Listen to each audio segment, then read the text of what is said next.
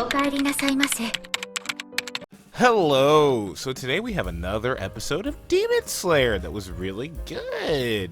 I'm going to take this in parts as we're going. Be sure to subscribe if you want more little reviews of me doing Demon Slayer or other anime possibly in the future. Right now we're going to just stay on Demon Slayer. Anyways, so we get Tegen running in the beginning, seeing his wife, Hinatsuri. I believe she's like in a building. I think he like had a sense for it for a second. Goes back, turns around, she's in the cloth, he cuts her down. She's like mildly weakened, mildly poisoned. Daki was like super quick on spies. She was like, oh, you seem suspicious. Here's a belt. Wear it. And she was like, oh, thank you. His wife, Hinatsuri. She takes the belt, I'm guessing, but that belt was actually meant just to watch her and kill her at the same time, too. And then she's giving an antidote by Tegen, so she should be okay. However, at least now we know Watabi or Daki is just like really on point with basically her little game that she's doing here, how she's eating people. Like she has a whole system down on how this works. As we learned in this episode, she has a hole where she puts the people. She goes from building to building, and she's also watching out for spies. And she's not too threatened by very like 4th leveled Demon Slayers like at all. So there we go. What was I gonna say? So oh wait, so he leaves her, starts running again, and he can hear the fighting underground, I believe, or something like that. And he grabs his swords, and it's the first time we could see his swords, which looks freaking sick. They're like big old, I almost want to say machetes, but like they have a hole in the center, like a little cutout. And then they're also chained together, and they're like bluish black with yellow trims in the end.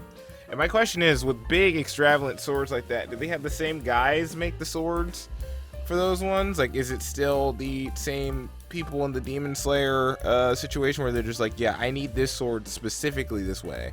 Kind of like Shinobu's sword with the poking instead of the slashing. But what was I gonna say? Starts digging underground, I guess, with the sword. After that, we see that Tanjirou and Daki are still fighting. Daki has basically no chills, what I wrote, because she just doesn't care. She is making fun of him. She's asking him what's going on. She just keeps asking him, hey, how many people you got with you? I need this over with, man. This is my Tuesday. And Tanjiro is obviously freaking out because he doesn't want to die, and he's trying to save Oran from the last episode, or I forgot what her full name was. It Koinatsu? He's trying to save Koinatsu and the other people that are tied up. And Daki just like she's just there, like she's just like, I'm whatever. What is that loud, disgusting noise? Like she's not even completely here for the fight. And then Tanjiro's like, man, she is right. She nicked my sword like a ton of times, and the reason why that sword is being nicked is because I'm not using my techniques right. I am not meant for water breathing, which I think is interesting. They're just gonna completely write him off of water breathing. Wow, I just thought that was kind of weird. But now we're I don't even say weird. I think I'm trying to figure out the words I want for this. I think it's good to be able to have a protagonist move from one spot to another. And then we're watching him with the difficulties of moving over to a different craft, I could almost call it, right? So, right after that, we go into like a little flashback about Tanjiro trying to use the sun form, I think? The sun form. And when he tries using it, his body just starts like collapsing on him. It seems like it's almost like a Kaioken. Makes you stronger, but it also hurts like crazy. Also, I was laughing because when they show this flashback, Zenitsu and Inosuke are training with each other by like swinging swords at each other and trying to block or whatever. You know how Inosuke is like super aggressive, but like when you watch all of them train, they're all just like a bunch of buff teenagers. my brain was like, he was all like, oh no, Tanjiro, hey bro, you forgot to take your roids, man. You doing okay? Sometimes they have that effect. They're so buff, it cracks me up every time. Anyways, so Tanjiro goes into the flame stance, or sun stance. I think it was sun stance. I think he just kept writing flame dance. Stance. And now, as he remembers Rengoku, he can focus on it well enough that he is able to cut. But Daki still seems pretty relaxed. He gets so close to Daki, like he like swings his blade up and like it like barely misses her nose, but she's not like panicked, like, oh my gosh, how did this kid reach my defenses? She's just kind of like, oh wow, let him get a little close, like that. And then the moment he does that, one of her scarves comes by and goes right through his neck, but it's an after image. But then my question is, and I'm going to ask this for every anime I've ever watched, why does the after image have noises? It's just the air and a light illusion. There is no noise. It's not hitting anything. It should just go whew, whew.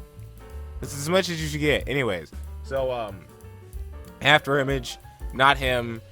He's behind her, can get a thread to her neck, and now he's going to swing, but then she'll just break it off because he's too slow. And she's like, nah, because he's too slow. Now he is trying to figure out like how can he make an opening here when she is just too fast. And then we get another flashback, which is specifically him raising his body temperature too high, so that he can use the technique better. One of the nurse girls is like, I'm gonna go tell Shinobu, and he's like, no, listen, I need this for my technique, don't tell Shinobu, which I thought was funny. Outside of that, what was I gonna say? So the technique's so bad for him that he keeps crashing out, like he can't move his body, and you get that heart sound, the dum dum, whenever it happens. But then he gets himself back up.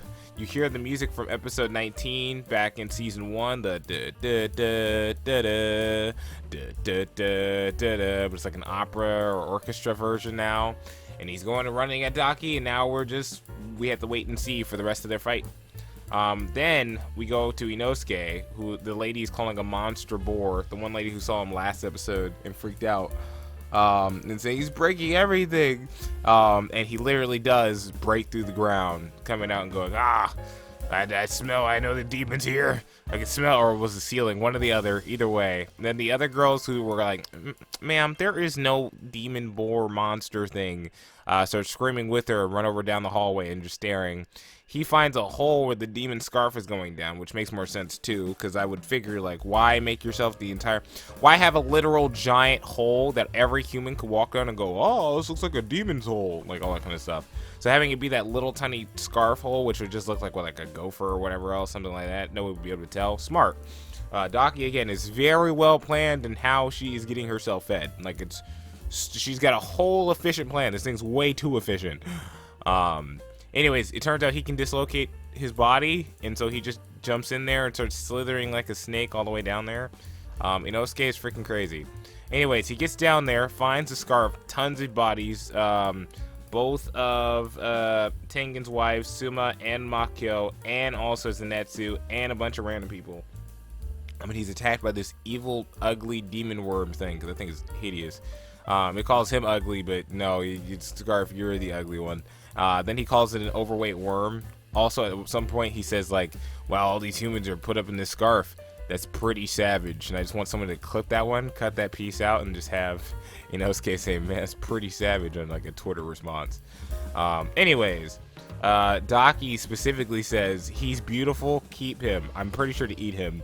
But I just thought it was really funny that Inosuke is the one exception. Oh my gosh. And then what was it, so as he's attacking this worm and cutting them into pieces, because he's like super quick on his instincts, the worm keeps trying to attack him, but he's too fast, and he knows the killer intent too well. The worm brings up the fact, like, hey, you know, you have to go protect those humans still. There's still nothing you can do about that. You can't fight me and protect the humans. And he's like, freak, you're right. And starts running back to try to go save the humans that she's about to reabsorb. But then we see Suma and Makio are outside now because he cut them free. And unlike other people, I guess, that are no help in this, they have actual ninja skills. So, I mean, it'd be cooler to see a little bit more from them. But they're throwing kunais at the scarf and keeping them down. So now he has backup help. And as well, oh wait, I guess we should talk about two of them. I said one is a nervous idiot, which was hilarious.